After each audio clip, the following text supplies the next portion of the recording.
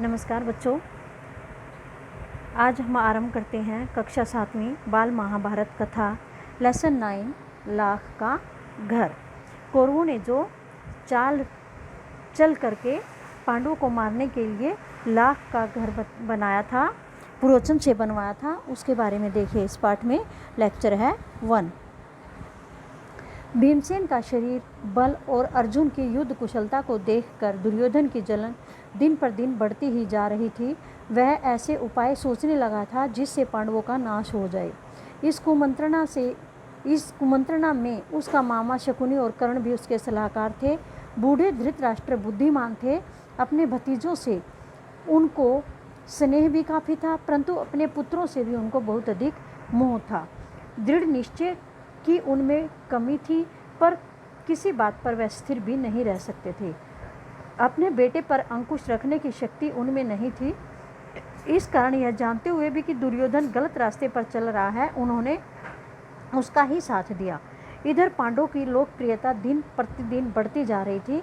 चौराहों और सभा समाजों में लोग कहते थे कि राजगद्दी पर बैठने के योग्य तो युधिष्ठिर ही है।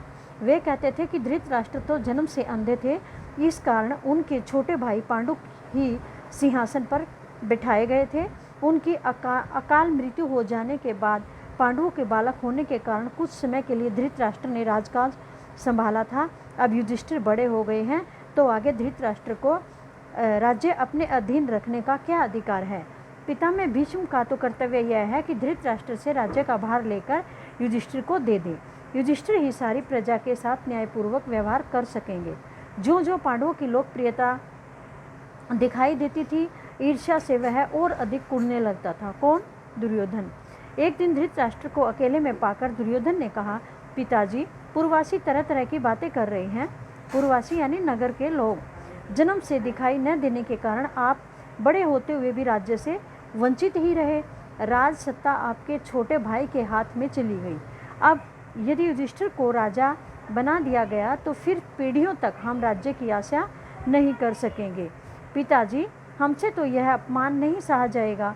यह सुनकर राजा धृतराष्ट्र सोच में पड़ गए। बोले, बेटा, तुम्हारा कहना ठीक है, लेकिन युधिष्ठिर के विरुद्ध कुछ करना भी तो कठिन है। युधिष्ठिर धर्म के अनुसार चलता है, सबसे समान स्नेह करता है, अपने पिता के समान ही गुणवान है। इस कारण प्रजाजन उसे बहुत अधिक चाहते हैं। यह सुनकर दुर्योधन ने कहा, पिताजी, आपको और कुछ नहीं करना, सिर्फ पांडवों को किसी न किसी बहाने से वारणावत के मेले में भेजना है। मैं आपको विश्वास दिलाता हूँ, इतनी सी बात से हमारा कुछ नहीं बिगड़ेगा। इस बीच अपने पिता पर और अधिक दबाव डालने के इरादे से दुर्योधन ने कुछ कूटनीतिज्ञों को अपने पक्ष में ले लिया। वे बारी बारी से धृतराष्ट्र के पास जाकर पांडवों के विरुद्ध उन्हें उकसाने में लगे रहते थे। इनमें कौन कौन थे? कर्णिक नाम का ब्राह्मण मुख्य था, जो शकुनी का मंत्री था। उसने धृतराष्ट्र को राजनीतिक चालों का भेद बताते हुए अनेक उदाहरणों और प्रमाणों से अपने दलीलों की पुष्टि की। अंत में बोला, हे राजन, जो ऐश्वर्यवान है वही संसार में श्रेष्ठ माना जाता है। यह बात ठीक है कि पांडव आपके भतीजे हैं, परंतु वे बड़े शक्ति संपन्न भी हैं। इस कारण अभी से चौकन्ने हो जाइए। आप पांडु पुत्रों से अपनी रक्षा कर लीजिए, नहीं तो बाद में पछताओगे। कर्णिक की बातों पर धृतराष्ट्र विचार कर रहे थे कि दुर्योधन ने भी आकर कहा, पिताजी, आप अगर किसी तरह पांडवों को समझाकर वारणावत भेज दें तो नगर और राज्य पर हमारा शासन पक्का हो जाएगा। फिर पांडव बड़ी खुशी से वापस आ सकते हैं, हमें उनसे कोई खतरा नहीं। दुर्योधन और उसके साथी धृतराष्ट्र को रात दिन इस तरह पांडवों के विरुद्ध कुछ न कुछ कहते सुनते रहते थे और उन पर अपना दबाव बनाते रहते थे। आखिर धृतराष्ट्र कमज़ोर पड़ गए और उनको लाचार होकर अपने बेटे की सलाह माननी पड़ी। दुर्योधन के पृष्ठपोषकों ने वारणावत की सुंदरता और खूबियों के बारे में पांडवों को बहुत ललचाया। उसकी खूबियों के बारे में पांडवों को बता करके उनको लालायित कर दिया कि वो खुद ही वारणावत जाने के लिए बोल दें। कहा कि वारणावत में एक भारी मेला होने वाला है, जिसकी शोभा देखते ही बनेगी। उनकी बातें सुनकर खुद पांडवों को भी वारणावत जाने की बड़ी इच्छा हुई, उत्सुकता हुई। यहाँ तक कि उन्होंने स्वयं जाकर के धृतराष्ट्र से वहाँ जाने की अनुमति मांग ली। धृतराष्ट्र की अनुमति पाकर पांडव बड़े खुश हुए और भीष्म आदि से विदा लेकर माता कुंती के साथ वारणावत के लिए चल पड़े। पांडवों के चले जाने की खबर पाकर दुर्योधन की खुशी की सीमा न रही। वह अपने दोस्तों साथियों कर्ण एवं शकुनी के साथ बैठकर पांडवों तथा कुंती का काम तमाम करने का उपाय सोचने लगा। उसने अपने मंत्री पुरोचन को बुलाकर गुप्त रूप से सलाह दी और एक योजना बनाई।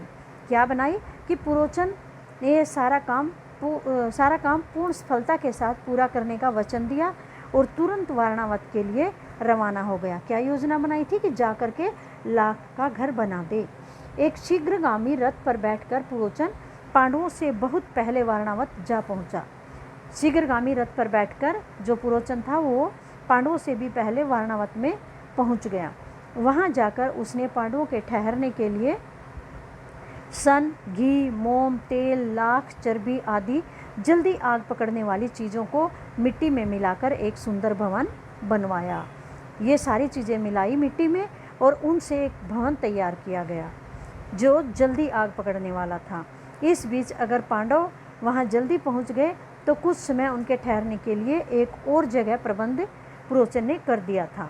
दुर्योधन की योजना ये थी कि कुछ दिनों तक पांडवों को लाख के भवन में आराम से रहने दिया जाए और जब वे पूर्ण रूप से निशंक हो जाए यानी निडर हो जाए, उनको कोई शंका न हो, तब रात में भवन में आग लगा दी जाए जिससे पांडव जलकर मर जाएंगे और कौरवों पर कोई दोष भी नहीं लगा सकेंगे।